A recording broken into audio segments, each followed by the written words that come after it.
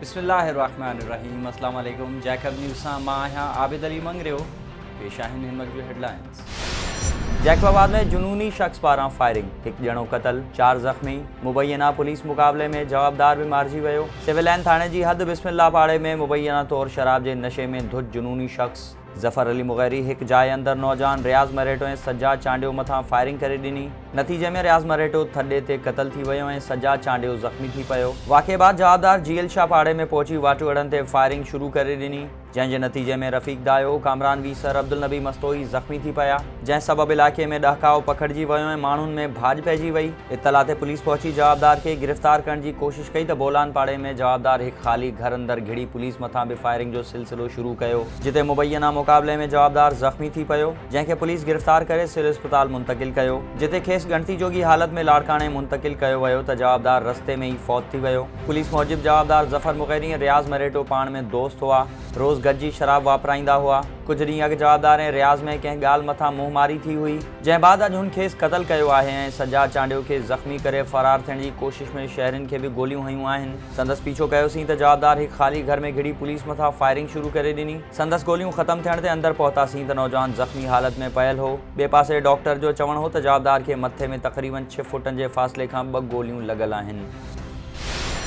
नज़रवा वेझो मासूम ॿारड़ो तलाउ में ॿुॾी फ़ौत। ॻोठ अब्दुल नबी लाशारी में अब्दुल रज़ाक लाशारी जो 2 वरनि जो मासूम पुटु रांदि कंदे तलाउ में किरी पियो। ॿारड़नि जी रड़ियुनि ते वारिसनि खेसि कढी मक़ामी अस्पताल आंदो, जिते डॉक्टर पारां नींगर जे मौत जी तस्दीक़ कई वई त गर्भातियुनि में रोड राड़ो पइजी वियो।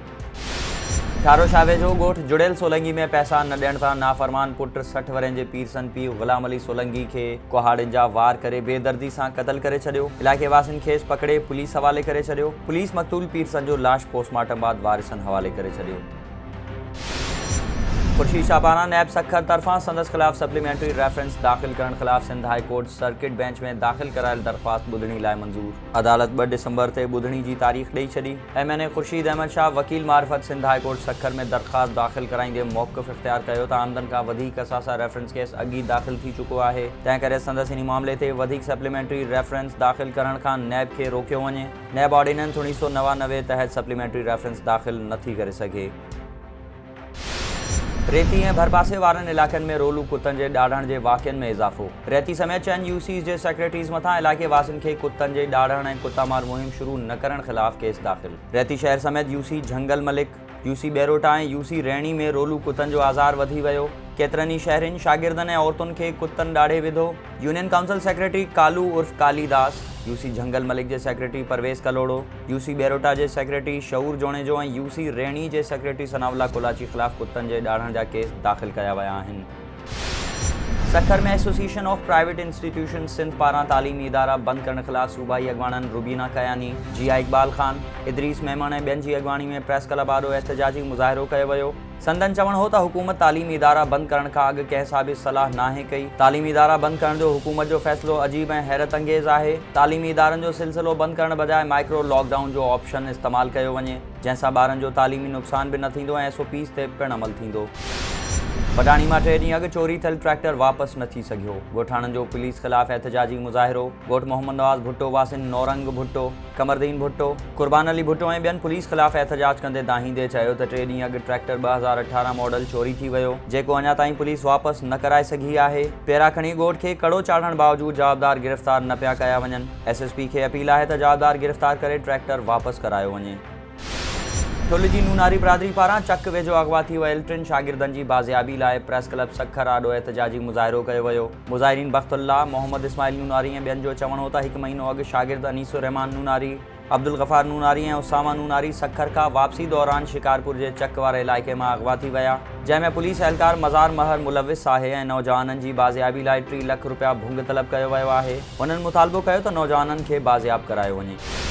पंगरियो में सिविल जज टंडो बागो पारां सेहत मर्कज़ जो ओचितो दौरो। सिविल जज दीन मोहम्मद मक्सी पारां ओचितो दौरे दौरान कोरोना वार्ड गैर फ़ाल हुजण, वहम घर में वहम जी सहूलत न हुअण, राति जे वक़्तु डॉक्टर्स जी गैर मौजूदगी ऐं दवाउनि जी खोट ते सख़्त कावड़ जो इज़हार। MS डॉक्टर अब्दुल वाहिद मेंद्रो खां पुछाणो।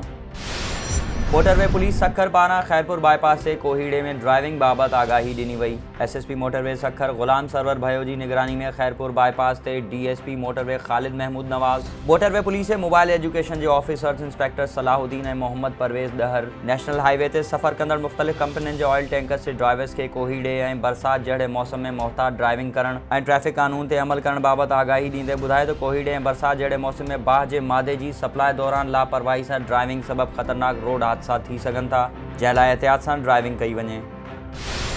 जैकब न्यूज़ से खबर नशर थियण बाद SSP याहिया खान बुल्लो पारा माज़ूर पोरेद की मदद जो ऐलान। याहिया खान बुल्लो जो चवण हो तो पोरेद मुख्तियार पिताफी लाइ हर महीने 10,000 रुपये जो ऐलान करियां थो ऐं हिन महीने खेस रक़म घर उमाणे ॾिनी आहे ऐं हर महीने माशाअल्लाह फ्लोर मिल तां खेस रक़म मिलंदी रहंदी। रक़म की अदायगी बाद पोरेद जैकब न्यूज़ ऐं SSP जा थोरा मञिया। कोडिजी में गोट फतह लाशारी में ज़मीनी तकरार सां झेड़ो, कोहाड़ियों लच्छियों ऐं सिरोटा लगन सबब 4 ॼणा ज़ख्मी, ज़ख्मिन में बिलावल, गुलाम फरीद वहीद ऐं फतेह मोहम्मद लाशारी शामिल। मुतासिरन जो कोडिजी प्रेस क्लब आॾो एहतजाज, पंहिंजी ज़मीन ते वियासीं त मोहम्मद शरीफ लाशारी, मेहर लाशारी, राहिब लाशारी, इमरान लाशारी, शाहिद लाशारी ऐं हुसैन बख्श लाशारी हमलो कयो आहे, जन ख़िलाफ़ कार्रवाई कई वञे। गढ़ी खैरो में लॉकडाउन से अमल कराने रेट लिस्ट चकासण लाइ AC सनावला भट्टी पारा शहर जो गश्त, रेट लिस्ट न होने सबब दुकानदारन ते मामूली दंड लगाए वार्निंग दी। कोरोना पखेड़ की बी लहर सबब शहर शाम 6 वगे बंद करण बाबत मस्जिदन में ऐलान पिण कराया वया। ही हुयूं हिन वक्त जूं खबरूं। वधिक खबरूं ऐं अपडेट्स लाइ विज़िट कयो असांजी वेबसाइट www.jacobnewsht.com ऐं फेसबुक ते फॉलो कयो। ॾिसंदा रहो जैकब न्यूज़, ख़बर खां हक़ीक़त।